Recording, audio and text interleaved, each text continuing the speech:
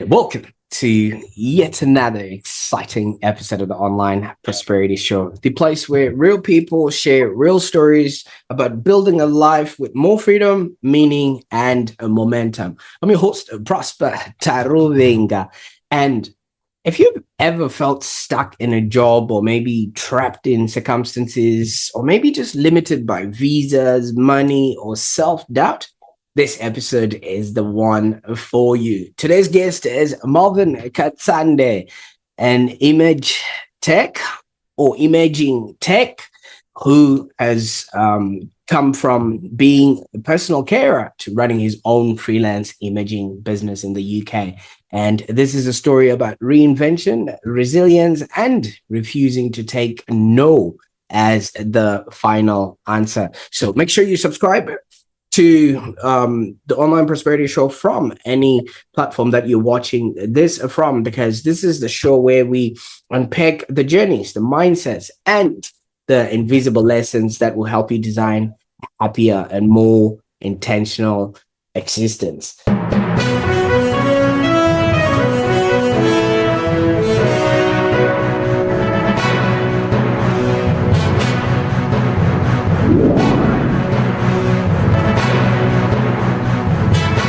Now, welcome to the show, Malvern. Thank you. Thank you, Prosper. Thank you for having me. Fantastic. I think this is going to be a very exciting journey because I kind of see myself in your journey as well. And I can't wait to unpack, what you've been up to and things of that nature. But before we go deep, I've been told that you're actually a fitness fanatic. Oh, yes. I recently sort of wanted to work a lot with my mind, because a lot of the life here in the UK is more of work. So I wanted to get into something that, sort of takes me away from working. So although my body doesn't really show for it, I really like getting into the gym. I kind of enjoy hitting a high intensity exercise. All that stuff. I like to remain active. So there's a lot of talk about longevity. So I kind of look that up a bit. I want to be, more energetic as an older adult. So I kind of am, into fitness a little bit, and obviously work and trying to see how things get up, trying to map out the future, and navigate really. So yeah, I'm into fitness. Yeah, do like Absolutely. fitness. You know what I like about that? Not only are you lifting heavy things, but your journey just looks like somebody who just doesn't train their body, but you've also trained your mind for endurance. And so many people miss that part. Yes, they are heavy built, but upstairs, they're basically Yeah, going nowhere. So uh, and a lot of it actually is, I think I was doing it for my mind.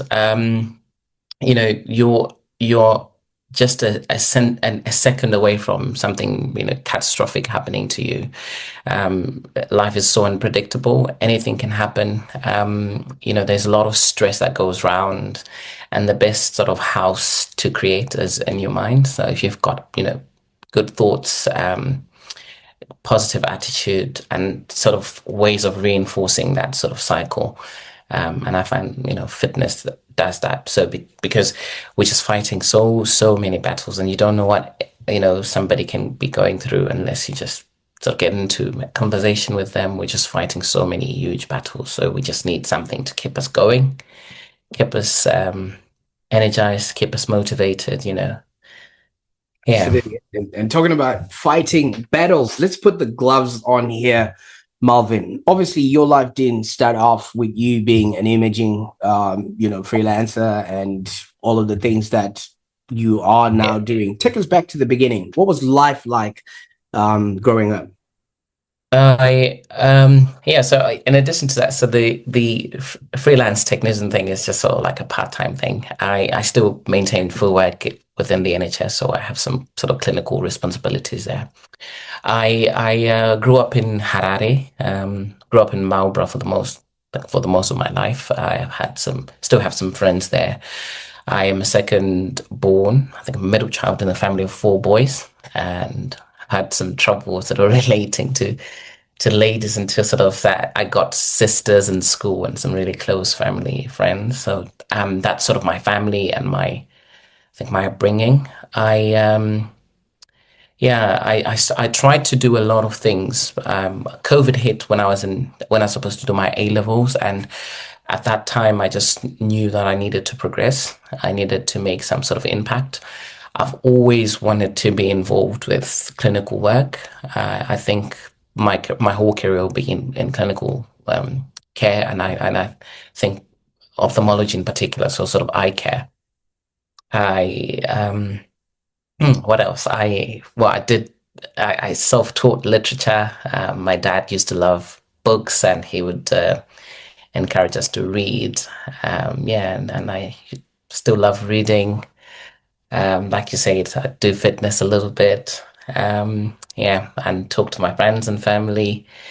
So that's me, and that's I think a little bit about my upbringing, a little bit of what I do. So I'm an imaging technician, so I basically do eye scans. So we do sort of advanced ophthalmic diagnostics. And at the moment, I'm sort of setting my career off on a tangent. I'm going to electrodiagnostics, so sort of a more clinical side of ophthalmic care and doing electrodiagnostic tests to sort of monitor, diagnose, and just care for patients with varied eye diseases. So that's what I'm doing now.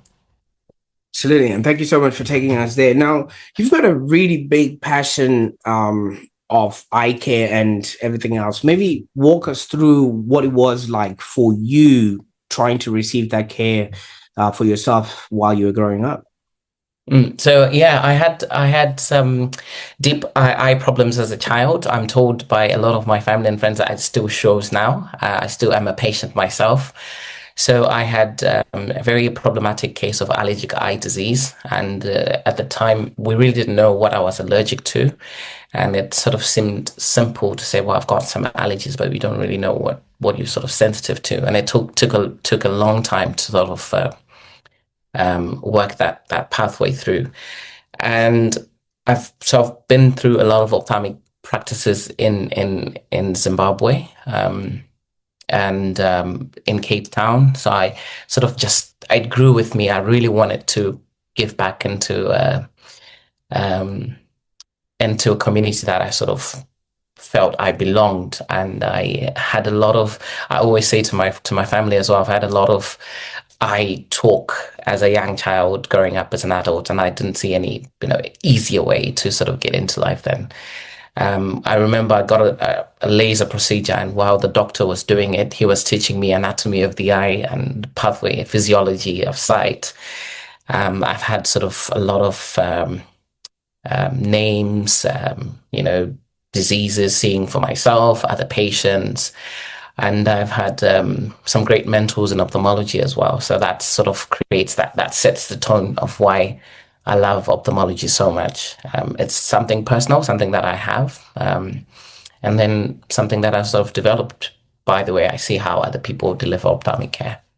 Absolutely. And along the journey, you would have obviously seen maybe some doctors or some, eye care people, because that was now part of your life. And that would have then, prompted you to see them as role models or want to aspire to become like them or something like that. Yeah, absolutely. I think it's a socialization thing. I really was socialized into becoming it. I really have. Like I say, the surgeon that treated me, I've got some good doctors I know now in Zim, and even here in the UK, and I still was sort of more just fascinated by the way they live their lives, and compared to other specialties of medicine, because I did that little part in nursing, so I kind of was exposed to a fair share of like the majority of specialties in medicine. I find ophthalmologists to be the happiest. The work-life balance is good. Ophthalmology as a practice is sort of elegant. It's a good career. So it's still something that's sort of fascinating even to this day. When I walk in the corridors of my workplace, there's some really cool people I sort of still want to be. I think it's just always having a target in front of me, and I'm trying to aim and shoot at that target.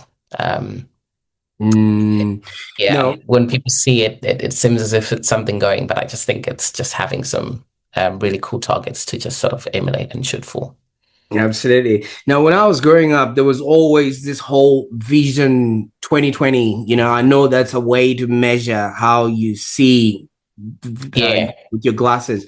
But didn't that sort of put a cap, when 2020 actually arrived and people started thinking, okay, is there going to be a vision further than that or things like that? I'm just taking off from what you mentioned about the vision and yeah.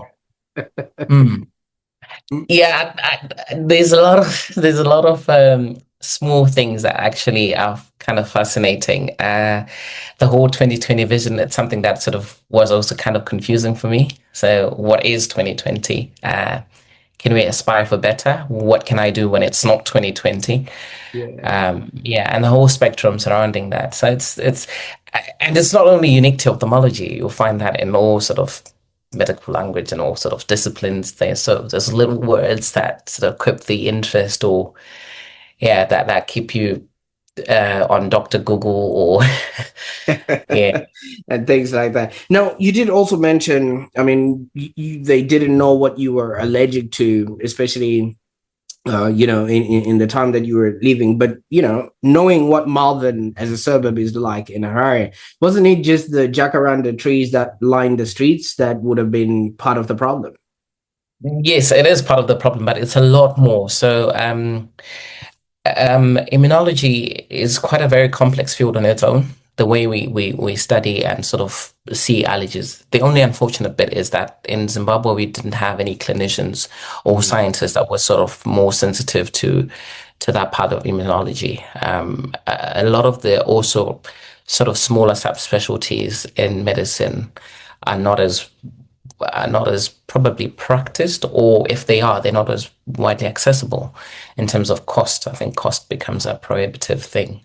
In my case, I think at the time there wasn't any allergist in the country. I'm told now there is. But I wouldn't be so sure. I probably stand to be corrected. But yes, I was found later to be sensitive to many, many things.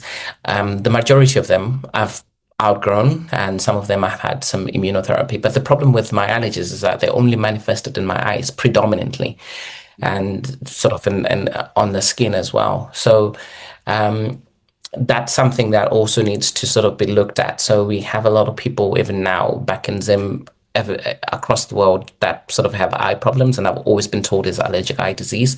And in the eye clinics, what we mainly do is sort of treat the symptoms, but we're not really dealing with the root cause of what is causing the sort of ocular manifestation. So that's what we discovered later on, that the allergies would present predominantly in my eyes. And then I later developed sort of a visual problem because I used to rub my eyes a lot. And then my corneas, which is the front part of the eye, became very thin, so bulge outwards, and that causes some distortions in the vision. And that disease is called keratoconus. And I have keratoconus. A lot of people do. But yes, problematic allergies is sort of one of the predisposing factors for keratoconus and a lot of other things. But we didn't really have sort of those distinguished pathways, or even if they were there, they were kind of quite prohibitive in terms of cost to access and so on. So the next best option was to travel to South Africa, getting allergy profiling done, and a lot of other things. But those sort of small interdisciplinary teams don't work as well back home because I think largely, I think the biggest problem is cost really, and then the second is sort of even an interest in clinicians in those sort of small areas. Because it's quite niche and very specific, and like you say, Yeah, if there's a cost and access, prohibition, there's not going to yeah. be that many people that completely specialize in those particular areas. Now, Yeah. speaking of cost and access, was this not a bar to entry? I mean, obviously, given the situation in Zimbabwe at that particular time, I mean, obviously, you would have maybe had to sacrifice something, or maybe your family was well to do in that aspect. Um, yeah, I was really fortunate. I had my father was still alive at the time. He's passed away now. Right. But my dad tried in all his might to make these things available to me. So I really had good care. We would go up and down. If we knew of an eye specialist that was in Zimbabwe, we would go to him. Um, the other thing as well, eye drops, they're quite expensive. But I never really lacked. I had good. I was really well cared for. I think when I was a teenager, I think when my symptoms became actually worse, we had one ophthalmologist refer us to South Africa, where I got some treatment. I think until the bulk of my symptoms sort of were starting to take back seat. So I really was fortunate in that regard that I had power. We didn't have everything, but my father and my mother as well. My parents really sort of worked hard to. Mm. And I sometimes think my brother's also deprived of other things to make sure that I got the Yeah. best possible care. And I try to remember that now. But yeah, I was kind of privileged to get good care. I think. Yeah, because now I've got really modest vision. So yeah, I Absolutely. was quite fortunate. And thank you so much for taking us there. I'm sorry to hear about your dad. Yeah. While you were at school and all of this was happening, obviously this would have not have been easy, having to go to appointments while you also have to be attending school and things of that nature. What was that Mm. side of life like? Yeah, it was really difficult. I think with keratoconus, the biggest problem that sort of starts to happen is the prescription for your glasses is changing constantly. It's not because your actual prescription is changing, it's because the cornea itself, the one that sort of bends the light, is changing. So that it's progressing. Is the peak is getting worse. So how it happens is there's a little peak at the front part of the eye. The clear part of the eye is the cornea that covers the eye. So in keratoconus, it's sort of weak and it bulges outward slightly. So it's a progressive disease. So I remember in school, I would have a new pair of glasses at the start of term, and maybe in the second term, the glasses wouldn't work so well. And there are times where I had to sort of sit in front. I always had to sit in front of the class. And the other times where I couldn't see the extreme sides of the board, and I had to sort of stand up and write. But I had really supportive classmates as well. I had people, because I think the people that you grow up with sort of tend to understand all the, and I had really good friends that would sort of bring material closer to me. I had to have a lot of books. I did have to have every textbook that the school had at home, which again my parents really strove so much to get.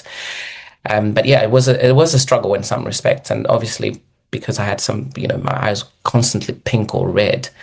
Had other kids worry about it, and I think it really affected a little bit of my esteem in some regards, but not very much. I didn't really feel different because I had, other learners in the school wouldn't make me feel any different. And at home as well, I wasn't treated any different, but I did have some challenges, and obviously, like you said, attending hospital appointments, they became problematic when I was in high school because I was at a boarding school and I had to come back frequently, to come home at the weekend or every other week to be seen. That took away a lot of my classroom time. Yeah, well, when I was in primary school, it wasn't so bad because I used to go maybe in the morning to the doctors and then in the afternoon in class. But it became problematic when I was in high school, to a point where I had to actually transfer schools altogether. Um, yeah, when I think I was supposed to be in Form 3 or Year 10 equivalent or something like that. Um, yeah, and at the time as well, my parents sort of felt that I missed so much of school in one year that I had to retake a year. But yeah, it did work out in the end. Um, I, I didn't think it was any necessary now, but yes, it helped. It helped with catching up on things, learning concepts and mastering them. But yeah, it is a struggle to also learn with some kind of health challenge, or not only eyes in particular, but anything. Yeah. You know what I'm gathering from all of this, Marvin? Mm. In life, you might think that things are happening to you, but they're actually happening for you. Now, just Yes. that Yeah. little tidbit of information about you having to retake a year, it actually works out well in your timeline, because had you not done that, COVID would have struck while you're actually doing your most formidable year in high school. That would have been your form Yes. six then. Yes, yes, yes, yes. That's the case. Yes, it would have happened that way, and I also don't think I would have I also wouldn't have thought I would have taken decisions in the way that I would have done, because I like, for example, when I enrolled for nursing, it wasn't so much to the pleasure of my parents, because I thought I would do. My older brother is an academic, for example. He has just he had his master's when he was 25. Wow. Um, so he went straight from high school, went into to do his undergraduate, and then went over to do his master's straight away. And I thought my parents sort of had that sort of route for me as well. You finish your high school, you do your A levels, and like you said, if that had happened that way, I probably wouldn't have been where I am now, because the timelines wouldn't have matched, or I wouldn't have realized things in a certain way. Because I think there's a lot of factors that sort of contributed to how my social mobility turned out to be eventually. COVID was one of them. The way of learning in COVID, the way that the world changed so much, and we needed to sort of think about key workers. Not that any other job is more important than others, but I think at the time I was really thinking about wanting to get into a career where, if anything, is sort of pandemic proof.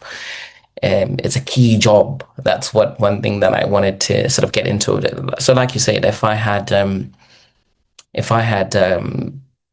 things any other way, I wouldn't have probably been where I am. I don't know where I would have been, but it would have been certainly not in imaging or working in eye care. I wouldn't know, but it would have been different, maybe. Absolutely. So you've already hinted that you went on to take on nursing, and that then became somewhat of a path, even though it's not nearly as close to the eyes as you would have wanted to be. But Yes, at least you yeah. could see your way through. So walk us through what was going on during that time, and what that has become, or what you have become of that. Yeah, so nursing was a really fantastic time in my life. I learned a lot of skills. I think a lot of them I still sort of apply till now. I learned to have a heart of a nurse. So nursing is predominantly a ladies' profession. So you learn to have those sort of good motherly um, qualities. Yep. So nursing was really good. I actually wanted to become an eye nurse after, and then sort of work out what I would want to be, or an immunology nurse, I think. But I really enjoyed my time in nursing. I was a devoted student. So one thing that actually led me to nursing was, one part of my journey, I had a corneal ulcer. They tried me on contact lenses to see better, and the contact lenses would scratch the surface of my eye, and I had a corneal ulcer, or a little sore on the cornea, the front part of my eye, and I needed to be in hospital for that. So I was admitted in hospital, and I saw student nurses. So this had happened a lot earlier, but I used to see student nurses, and some of them would sort of teach me my maths, because I had to do some sort of schoolwork while I was in hospital. And when I was at that point, after the O levels, in between the A levels and COVID hitting, I thought that was, I think, one of the other things that sort of influenced me to go into nursing. I just had sort of those sort of memories of and student nurses on the apprenticeship program got paid, and that was independent. And I thought, and as well, nursing is a tool for social mobility. You can take a nursing qualification anywhere, and I thought, well, this could work. So I enrolled. Yeah, I had some great time, fantastic time, learned a lot, did a lot as well. Yeah, but I really enjoyed my time in nursing. And ultimately, I used that as a stepping stone. But I must mention at this point that I had a brother, one of my cousin brothers, who's here in the UK, who really also wanted to help us. So dad had passed away, and we were really thinking about what happens to us in the future. And at the time, a lot of people were migrating from Zimbabwe to come to the UK as care workers. And I took that route.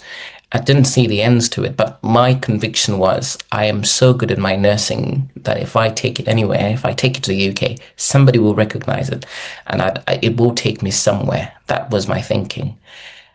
So yeah, I like I said, I've been really fortunate to just have a lot of people support me throughout my journey, and then all of these accidental or incidental findings that I make towards a career in eye care has sort of been supported by that army of people just around me. I had a lot of church as well. It was a good place to push forward. I had a lot of people support from church.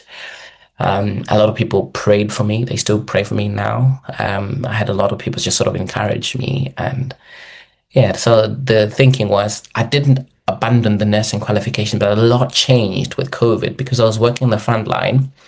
We had to work as part of the program because it was an apprenticeship program. Um, COVID exposed a lot of inequalities in healthcare, and a lot of nurses were migrating. And I wondered if nurses qualified and some of them were respected so much are leaving, what will happen to my future? So I was kind of scared, and then use that to take the next step. But yeah, that's how it happened. But I think I digressed too much. The question was how was nursing? But nursing was fantastic. I really loved it. I was sad to leave. Um, will I get back into nursing? Probably not. But but We, it is a great career. Yeah. we needed that in order to get to the next level, right? And I mean, obviously, Yes. Yeah. in the way things sort of looked like that. So, with what you're saying, of course, you would have had support, family, and you had this qualification that would have made it easy for you to maybe migrate. But a lot of people just think it's that easy. You just go present your passport and then they stamp it and they're like, "Hey, welcome. You can now live there in the UK and No, no. Scotland."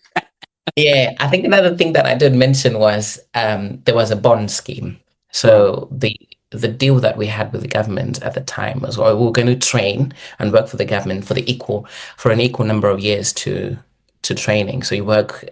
The program was 3 years, and so you had to work for the government for 3 years, and then that satisfies the bond. And then at the end of it, you get a verification of some sort. So if you want to work anywhere across the world, your regulator has to write a letter to verify your character, your work, and everything. And because COVID had sort of made a lot of people to leave, the government had to institute measures, and I think rightly so. They needed to sort of have a long-term retention plan, and they had to make changes to the bond, the conditions surrounding the bond. And I thought that progress in that in those kind of circumstances was also going to be very slow. Um, and I kind of looked at all the sort of avenues that I could have explored if I'd stayed. Um, and also they looked quite minute, and then they weren't probably promising to be as fast as I wanted them to be. And I just thought maybe I could leave and try something else. So yes, I understand even now a lot of nurses have satisfied the bond, not only nurses, doctors. Doctors also have to be regulated, but they have to get a letter from their regulator as well to work anywhere in the world. I think it's becoming more difficult and more difficult because governments across the world have to retain their skills. Otherwise, they will just become training grounds for people to train and leave. So I think there's no worse evil, but it was one of the things that also as well influenced uh, my decision to sort of leave. But you're right, it's not as easy as that. I just mentioned this whole story about verification as one part of the problem. And even if you were to get it straight away, social mobility doesn't work quite like that in a country like the UK in particular or any other country. It's not as we imagine it to be. I think when we're back home, we have this utopic dream of how things work, how the systems completely work. Um, the other thing as well, if you're an internationally trained, you have to work a lot wait to prove your worth, and you may not necessarily end up in the environments that are deserving of your skills as well, and then that can be problematic. Another way of cutting it, I thought if I would go into their system earlier, I'll be able to sort of navigate and make way out of, create a career of sorts in that sort of way. Yeah, there've been some rewards by having that mindset as well, but there've also been some losses. So Like you say, it's not as easy. It's not just stamping a passport or getting a verification letter. It's a lot. It's a lot more to Mm. to just And, getting an approval. you Yeah, know, in our culture, we do have a statement because not my agwendre, where your mom is absolutely. not. Yay. Definitely. Yeah, yeah, yeah. You're on your own. So I'm just, envisioning you are coming from a space where, as you have said, everything seemed like you were well taken care of, and people really were in, on your side amongst all of the things. Now you're in a whole new place, in a whole new country, in a Mm. whole new postcode, in a whole new temperament, and in a whole new climate. What was the most confusing or maybe frustrating part of just navigating the system as a migrant? Yeah, so again, my story has so many twists to it. I really am thankful for that brother of mine because he sort of initially absorbed all those big shocks. Um, so when I moved from Zimbabwe, I didn't move straight to England. I went to live in Scotland, and while I was looking for work there, not looking for work, while I was waiting to get into work, I had to stay with my brother, the one I mentioned earlier. He's been really sort of supportive. He really sort of absorbed a lot of those sort of stresses. But then I eventually got into work as a support worker, and I think that was a really big difference. I think that's when I started to feel the changes now, and I quickly wanted to navigate into a way to get back into sort of clinical work based on the experience in nursing that I'd had. And by the time I left Zim, I had done a lot of my higher order rotations, so to speak. So I was almost finished. I was almost qualified. So I think my thinking then was that of a complete, almost complete nurse. So I was wanted to get back into clinical work, and I think that's when I sort of faced the biggest challenges. So the first challenge was I really like to use my mind a lot. I really like to think, apply, solve problems, and you do get that in social care, but in more senior roles and responsibilities. And so I sort of saw that ceiling, and I think that's when the problem started. Not the problem with the work. I really love the work. I think I looked after the clients that I were entrusted to my care very fairly. I was really good, and I think we had a really good relationship. But I was just not feeling fulfilled in terms of like um, being utilized or all the skills of everything that I've ever learned in the past being sort of coming to use. I've learned a lot of great skills in care. I did that for 2 years, almost 2 years. I learned how to communicate effectively, how to write reports and things. I did sort of improve that time as well. And in that time, I used to study part time for the course that I use for work now. I took a course in neuroanatomy, very complex course, but I really wanted to get my mind to work, so I sort of enjoyed that. But that was part of the times that I really sort of felt some hardships. Um, and as well, yeah, the thinking about the skin color and what you can contribute, or you not being any more than what you are to serve a specific task. Yeah, that could be hard as well. So Mm. yeah, I've had to sort of think of ways of getting back into that clinical space, and I think that was the hardest bit in my time here, trying to sort of work that out. And I that's can I can yeah, only imagine, yeah, it's sort of like that. I mean, I've been in Australia going on 14 years now, and the first couple of mm, years I literally didn't even know how to write my own name. You yeah, can yeah, imagine. yeah, So, yeah. you start finding yourself, and then while you're in that sort of space, you discover a new you that maybe you never thought existed. So you change jobs, cities. What did that teach you about starting over and the person that you become? But yeah, so you have to really be. I think I would go back to. I really like to digress a lot. There's a story in the Bible that sort of inspires me. I'll gravitate back to the Bible. There's a story when Elisha was dying, he calls a king and he says, shoot an arrow outside the window. He does and says that's the arrow of deliverance. And then he says, shoot an arrow to the ground. and he shot an arrow to the ground. But the Bible says Elisha was angry with him because he only done it 3 or 4 times. He was angry, and he says he could have smitten 4 or 5 times or more. And what that story teaches me is how we meet opportunity with so little effort. So I've changed cities twice now. So left Scotland, moved to London. The pace of life is very different. And from London, I've moved to Bicester, where I am now, working in Oxford. So I've had a real good mix of a quiet life in Scotland, a really fast-paced life in London, and then sort of medium pace here in Oxford. And I think we really need to be open to new possibilities. But then again, you never know. Opportunities are only come suddenly, and it's only how we meet opportunities. Um, a lot of opportunities come to us, but we miss them because of the effort that we're going to reciprocate to that opportunity.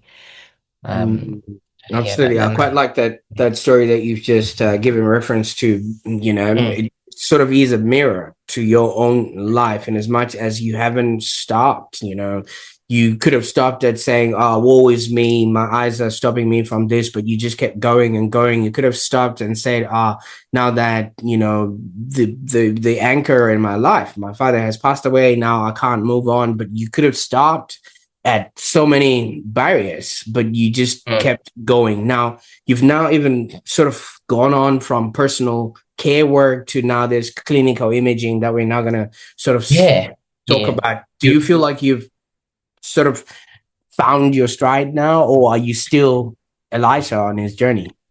I still am on my journey. There's something, I'm on the cusp of something. I'm not sure if I could, I'm just sort of navigating a few other things now. Hopefully, I will write back to you in a few weeks and say, oh, it worked out. But I am continuously moving. I'm on the cusp of something as well. But it's always, I think we work best when we move. Um, we really Mm, need to keep moving. You can't get there. I think I've got there in terms of satisfaction, in terms of my role and the time that I have. Because one of the other things that you face as a migrant, I think I wouldn't be sure, but if it's the same scenario in Australia, the one that we face here in the UK is that you have to redeem your time. So the way you work up is the more time you get. So obviously, when I started off as a care worker, to make as much money probably as I would make now, I needed to utilize most of the days on the calendar. And working, progressing roles and bands within the NHS and so on gives you a little bit more time and flexibility in terms of how you can control your time. So I still am not finished. We're never finished products. In nursing, they say Nightingale says that we are never finished nurses. So we mm, never we never really are finished. Yeah, I'm still going into like I said, I'm now more interested into because I've sort of done ophthalmic imaging diagnostics, quite complex diagnostics, and I feel really good with that. But I really want to get into something more stimulating. So the step up is doing electrodiagnostics, sort of a more scientific or clinical science route. I think the goal is sort of working to become a clinical scientist. So that's what I want to eventually end up as. So we still have to walk. We still have to march over. oh, absolutely. 4 years. See, but the Yeah. thing is, if you're going somewhere, you to not put the address of where you are in the GPS, you put the address of where you're headed to. And usually The for end in sight. you know what I mean? Yeah. With the human spirit and everything else, we're sort of working towards some sort of success. Now, I'm going to ask Mm. you, what does success mean to you? Does it mean money, time, friendships? Because all of that is encompassed in your story, or is it just peace of mind? Or does success mean you being able to deadlift or lift heavy things since you're a fitness fanatic?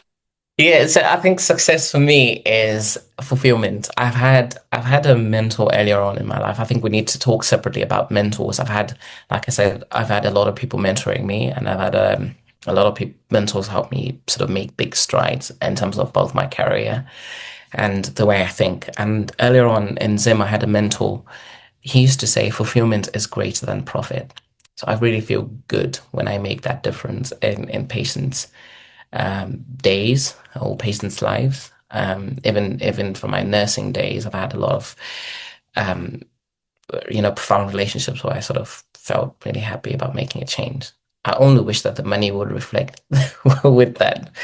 But success for me is fulfillment. I really want to get to that height of that sort of where I make that big difference in pathways and patient care that I actually feel fulfilled. And that I think that always sort of makes me feel that ounce of success. So when I have done or when I do something, when I progress a role, I feel a little bit of fulfillment and I feel like it's one step towards the goal, and that's how I measure my success. Not so much the money, it's because it's not there, but but it's fulfillment. I really like to be fulfilled, so I find fulfillment success. I find making Absolutely. that little And for those that are difference. watching and are thinking maybe I should be sending Malvin a text message on WhatsApp, he has mentioned, the money hasn't arrived yet. So just hang in there.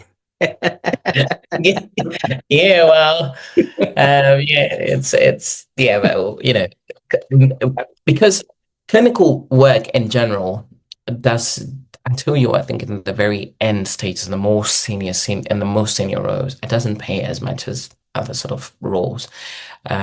Junior solicitors make a lot of money. I think comparatively, when you look at all our colleagues in engineering, I have a lot of friends who have sort of done other things, whom we went to high school with, or who've gone into different things.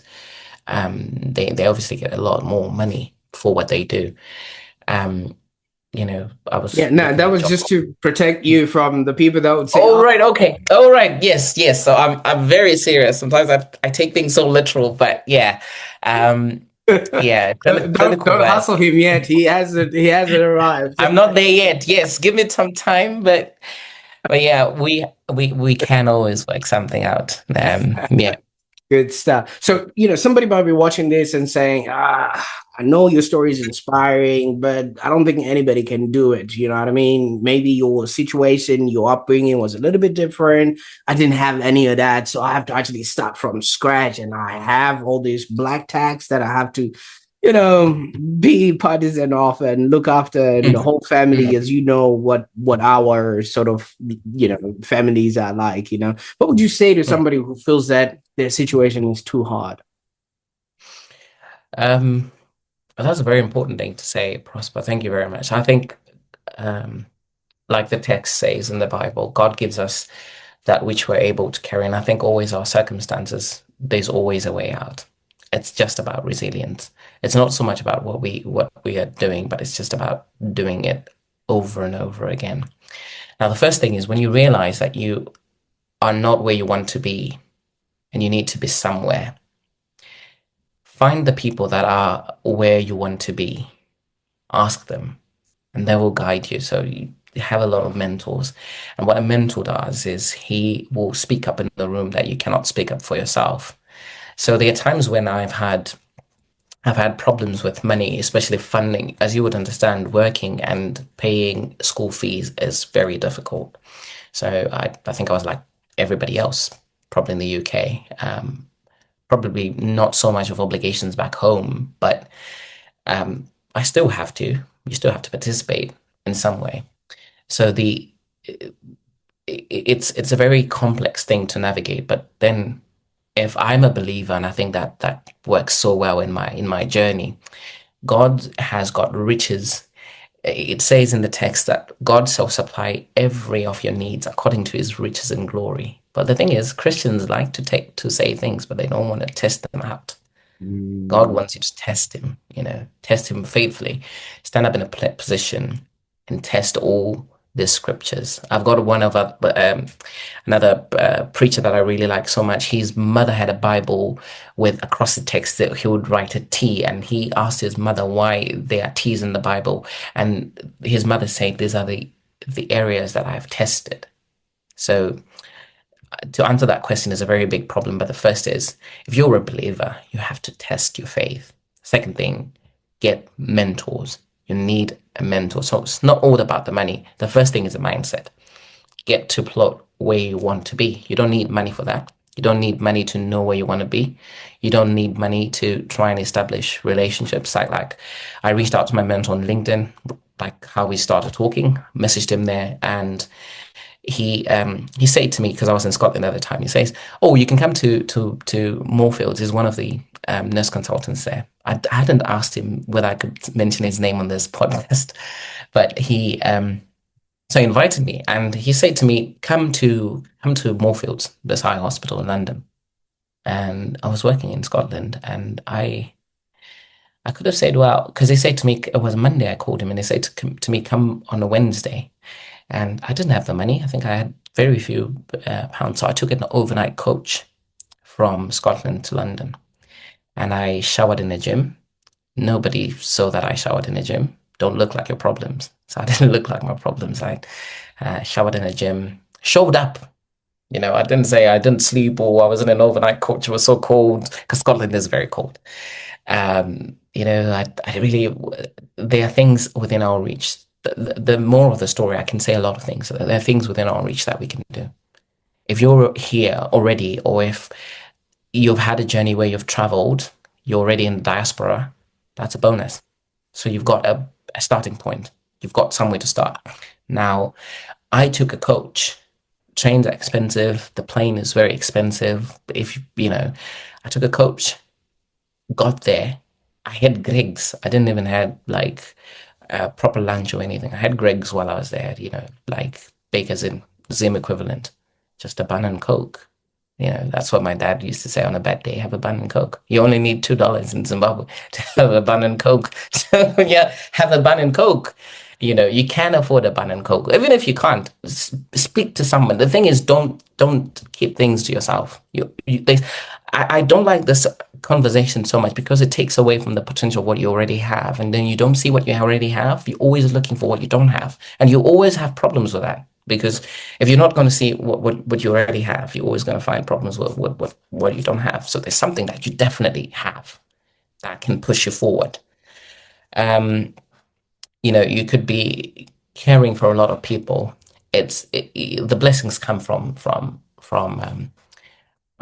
caring for our family. So you when a black text, you still need to help out. But along that big chunk of things, that big chunk of responsibilities, there is a way, and I think that's what we sometimes don't find always are not opening to see, that we always find we look at all other things and we don't look at that thing that we can actually do.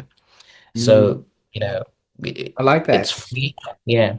I like that a lot. And from what you're saying, you don't necessarily need perfect conditions to change your life. I mean, the reality No, is most no. transformations just start in the messy, uncertain, financially uncomfortable conditions. Positions, yes. And I Yes. want to encourage whoever's watching right now that no matter what it is that you're going through, I want you to actually be paying attention and, in fact, documenting all of that, because one day you might also have a good story to tell on the Online Prosperity Show. Yes, yes, definitely. And a lot, like you say, a lot of the things that you really need, a lot of the groundwork, I really discovered that doesn't actually need money. So, Absolutely. like I said, the research or needs very little money, may not need as much money, but needs very little. Research, create a profile. Social media is, the big thing now. We can use it to our benefit and to our detriment. Reach out to people, have conversations. You can knock on 1,000 doors. They may not open. Not all of them may open, but one may, and you never know unless you try. So, just go for it. Yeah. Absolutely. Now, Yeah. Malvern, I don't know about you, and I mean, obviously, you can answer this if you cannot answer this if you don't want to, but you introduced to us a character, and that character was your dad, who obviously was there for you through thick and thin and everything else that came along with it. And you did mention that he's no longer with us. Now, my question now is, if you would see the man you've become, what would you be saying about Marvin today? Hmm. Um, that's a very good question. Thank you. I don't know. I always wonder. So my dad was very difficult to please. So I remember one time because I got my first stipend when I was working at Parry, and when I got that when I got my first paycheck, because I think it came backdated for 3 months because they were still processing them, but the paperwork and things. And but I got my first paycheck and went to him and I said, I really want to buy you something. Just allow me to buy it. He never accepted, but I did for my mom. And I always wonder. I say this because I don't know, he would have been, he wasn't difficult, but he would have been, I think he would have been proud to some degree. But I always wonder if he would even be accepting of the fact that he wasn't unaccepting as that it was hard, but it was just seeing that his child is becoming into something. He really hadn't sort of, he still saw me as this sort of little boy, maybe still needing consultation fees or still needing to get to he still sort of saw me as somebody he needed to provide for. And so I wonder now what he would have said, but I think he would have smiled. Certainly, he would have said, he always had a statement that he said, "Oh, the Almighty God is a good man, and he looks so overall, including you." And he would have said a lot of things, but he he probably would have smiled the most. I wonder. I think now, um, it's navigating the 20s that I think actually a lot of men need their fathers or need father figures. So yeah, it's mostly now that I've got so many questions for him, but it's just it's not possible to ask him. But I don't know. That's a short answer. I could say a lot of things, but I'm not quite sure. But he would have smiled probably. He would have said he's proud. I think he would have he would have said keep on. He would have said if that's what makes you happy, do it. I think he would have. Yeah, he would have probably said all of those things. But I'm sure he would have yes, been, Marvin. I'm yeah, sure he would have yeah, been because what's powerful about your story? It's not just you navigated everything and you just did what any person would have done, but it's just you didn't wait for anybody to give you permission or for confidence to show up first. You know what I mean? You just went straight for whatever it is that was in front of you at that particular time. And mm, you, like they say, you came, you saw, and you conquered. And I thank you for having taken the action, even though you were not certain, that showering in the gym or whatever it is, that will make for a good story one day. But it's when you are doing it and things are happening that we don't quite see that this is the making yeah, of the person. So I really appreciate your journey and you sharing with us on the Online yeah. Prosperity Show Thank you very today. much. Yeah, thank you so much. I think that the big thing about this is that for me, it's just been the faith journey. You don't have to see the whole staircase, just see the first step, and then just go for it. And Absolutely. yeah, Now, yeah, just you go also for it. did mention you had role models and you also had a lot of mentors that you kept, referencing to here.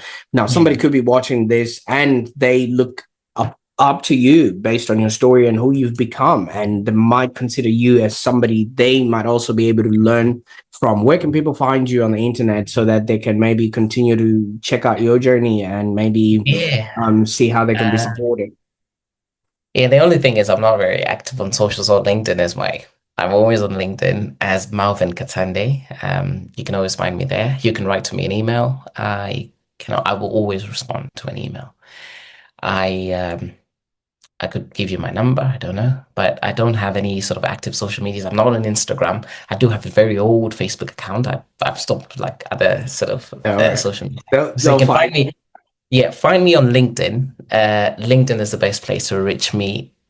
Drop me a message. I will definitely respond. Yeah. Yeah, you can write me an email. My email is tech at Malvern, my name, Malvern, Malvern Eye Imaging .uk. You can get me on there as well. Yeah, but I think those are the best ways to get to me. Quite simple to get to, but LinkedIn is the best and fastest way to get to me. Not a Yeah, you can problem. definitely get Man, to me. what you just did was really open up to a lot more people that may not have had role models or may not have being able to see that things can be possible for them based on what it is that they're seeing, because fish do not see the water that they're swimming in. And, Yeah. representation matters. So I really applaud you for the journey that you've taken and everything else that comes along with it. But now that you've brought us into your world, what's next? What are you working on, or what should we be excited about that we can now be on the lookout and be, supportive of your journey? Yeah, like I said, I really want to get into clinical, so the clinical science bit. So I have just finished my qualification, sort of ophthalmic technician work. I want to continue that, but I want to sort of take off on a tangent. I want to do electrodiagnostics, continue with the small fitness things. I don't know about um, creating. I really want to talk to a lot of young people. Um, I really want to get into sort of talking to people. Not only it's only just using the small tricks that I've used and the methods that I've implemented to get into some sort of career and you know launch something that I can sort of survive on. I really want to talk to a lot more young people that sort of feel that they don't have a purpose or they're not sort of finding that direction. I don't have the answers. I'll just give them the strategy. The first thing is obviously getting a mentor, doing the research, and talking to people. I think that's as far as it goes. Yeah, so I'm really, really wanting to get into a few things. Yeah, I'm not very sure about what else, but I think this is what's just close by. I'm not a very smart person, so what I do is I hang around the smart ones. So I Uh, hang, I really, really try to hang around the smart ones. I always want to, reach out to people that don't be the smartest one in the room. I mean, just don't be. Go to absolutely. places where you don't feel, yeah, you're the No, smartest. And that's what I'm definitely going to get into. Talk to a lot more people. I don't know, but I really want to get into more sort of semi-informal speaking engagements. yeah, Yeah, just absolutely. focus on that career a little bit. Yeah, get that. Absolutely. And Marvin, I can't thank you enough for the time and effort that you Thank you very much. Yeah, yeah, thank you. made. I think there's a lot to say. I was digressing a lot. I'm told that I mentioned a lot of things in one go and really sort of get so overwhelmed It, trying it, to logically arrange a lot of it thoughts. will But it will yeah, make for a good book. It will make for a good speaking career, like you have mentioned. But Tatenda Shukuru, thank you so much for your time today. thank you, Prosper. Thank you very much. Thank you, my brother. Take care. Bye, bye for now. Now, and Bye bye.